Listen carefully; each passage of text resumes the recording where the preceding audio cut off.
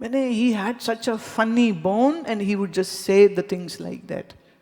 तो गांव में लोग ऐसे करते, वो गुरुद्वारे के भाई जी को या किसी को कहते थे भाई आप पेड़ा दे दीजिए, आप चारा डाल दीजिए, आपके हाथ लग जाएंगे, बड़ी बरकत होगी, बड़ी बरकत होगी। और वो ऐसे जवाब देते थे, और सामने वाला भी मना कर दिए, बोले नहीं फिर रहने ही दो, आप ना ही आओ तो अच्छी बात है। हम छोड़ के प्रभु को याद करने की अकल होनी चाहिए। सुख होवे शरीर को के दुख, जीवन में अच्छा हो रहा है वो या बुरा। एंड एक्चुअली जिसको आप बुरा कह रहे हो वो बुरा होता नहीं है, कुछ फंडामेंटल चीजें हैं जो होनी ही हैं। जैसे जो जन्मा है वो मरेगा ही, और जो पैसा आया है वो एक दिन जाएगा भी। Fundamental things. वो गुजराती में जैसे कोई जाए ना घर से, तो वो ये नहीं कहता मैं जा रहा हूं आवजो आता हूं, ये नहीं कह रहा मैं जा रहा हूं आता हूं। बोले गलत बात। मैं जब पहले पहले गई अहमदाबाद, वो बोले आवजो, मैं है क्या बोल के गया, बताओ तो मतलब क्या है। ये तो जा रहा है, कुछ आना आना कुछ बोल के गया, कह के क्या गया। बोले हमारे यहाँ ऐसा नहीं बोलते कि मैं जा रहा हूं, अच्छी बात नहीं। ये बोलता है मैं आ रहा हूं, बाजार का, ऑफिस का, कुछ भी काम करके I am coming back. Very positive minded. नहीं, तभी तो देखो प्रधानमंत्री बन के बैठ गए, सब पॉजिटिव ही हो रहे। जो चीजें कभी नहीं हुई थी वो भी हो रही हैं। हाँ, क्योंकि वो आवजू मेंटेलिटी चल रही ना पीछे, वो जाने वाली बात ही नहीं होती है, वो सब आवजू, आता हूं, लौट के आता हूं। अभी वो बहुत लोगों को लगा था दूसरी बार जब इलेक्शन हुआ ना कि ये आने वाले नहीं है, पर फिर भी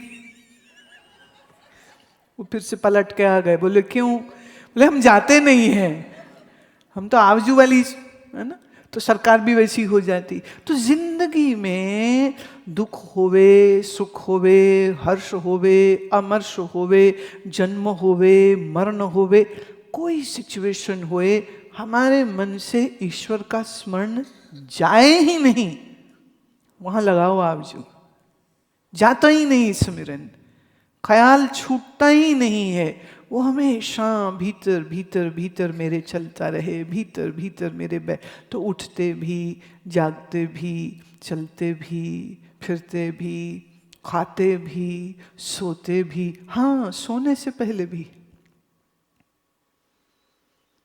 आज रात आप ऐसा करके देखिएगा। नॉर्मली क्या है कि कुछ फेसबुक देखते देखते सोते हैं, कोई टीवी न्यूज़ देखते देखते सोते हैं, कल क्या खाएंगे ये बात करते करते सोते।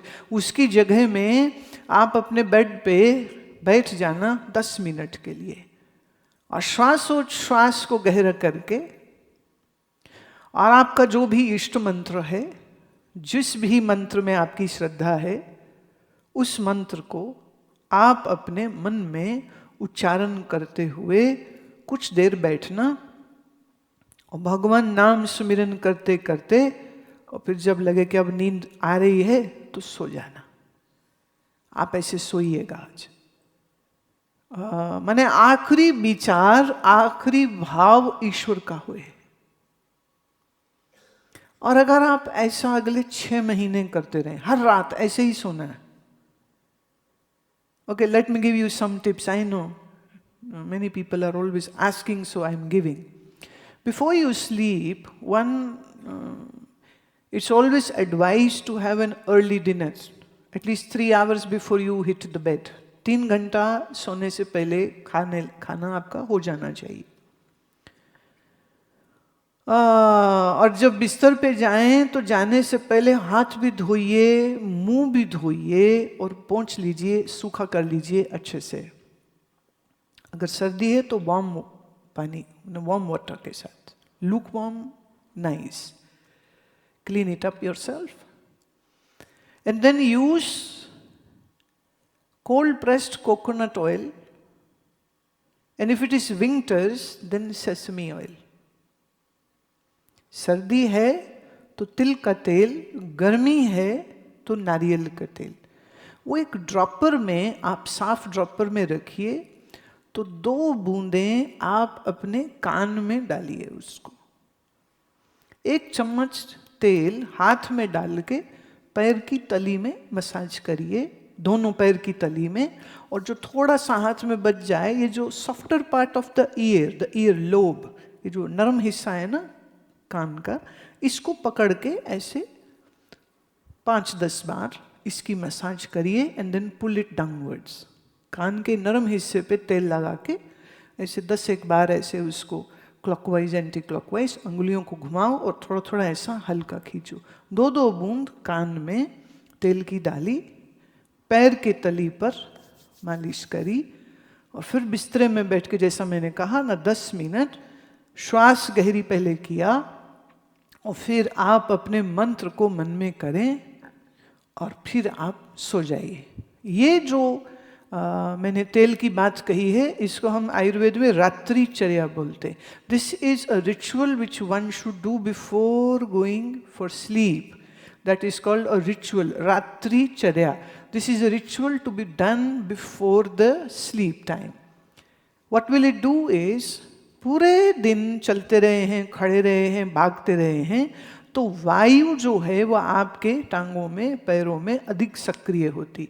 जब आप पैर की तली का मालिश करते हैं तो ये वायु को शांत करती है, और वायु को शांत करने से अब आपके कानों में there are this very fine nerves which are inter related to your brain. So when you do the massage of the ear lobes, it comes your brain. When you do the massage of your soul, it calms your frontal brain, which means it will help you to have a very good sleep. And I know it from talking to people कि England में रहने वाले बहुत लोगों को नींद ना आने की तकलीफ बहुत ज़्यादा बढ़ रही है. उसके बहुत से कारण हैं, उसके और बहुत से निदान भी हैं, लेकिन एक जनरल आइडिया आपको दे रहे हैं. अगर आप इसको फॉलो करते हैं, वार्म वाटर से घुटने से लेके पैर तलक पूरे इस मतलब लोअर लेग को वॉश कर लिया, सुखा लिया, और ये तेल कान में, लोब्स में, soles of the foot, you massage it a bit, not much, just 5 minutes, not too aggressively, don't go crazy that you go red, you know, very very gently, just massage your soles. And then sit down and do your deep breathing and then do your mantra and see how beautiful your sleep will be. 6 महीना अगर आप इसको करते रहे, माने ये ritual आप करते रहे और मंत्र करते रहे और गहरी श्वास लेने के बाद जब आप सोएंगे, the quality of your sleep will improve drastically and the quality of your mind will be also much, much better. Why? When the vitiation of the vayu is settled by doing this oiling thing, this will help you to have a very deep sleep. And that will help next day for your mind to be much more relaxed. And you won't be that hyper also. जब आप रात को नींद ठीक से नहीं ले पाते हैं तो ये शरीर में बहुत सी तकलीफ़ों को जन्म देती है. जब आप रात को 6 से 7.5 घंटे, आप सबका शरीर अलग अलग है, किसी को 6, किसी को 7, किसी को शायद 8 घंटे ज़रूरी होंगे. इतने घंटे सो लेने के बाद और सोने से पहले सुमिरन किया है तो देखिए, अव्वल तो सपने आएंगे नहीं, और अगर आ भी जाएंगे तो सपना भी यही आएगा कि सत्संग में गए हैं, सुमिरन कर रहे हैं, गुरु जी को देख रहे हैं, कोई अच्छी बात सुन रहे हैं, किसी तीर्थ में गए हुए हैं, और रेस्टफुल होगी नींद, और सपना भी होगा तो बहुत अच्छा होगा. बहुत प्यारा है.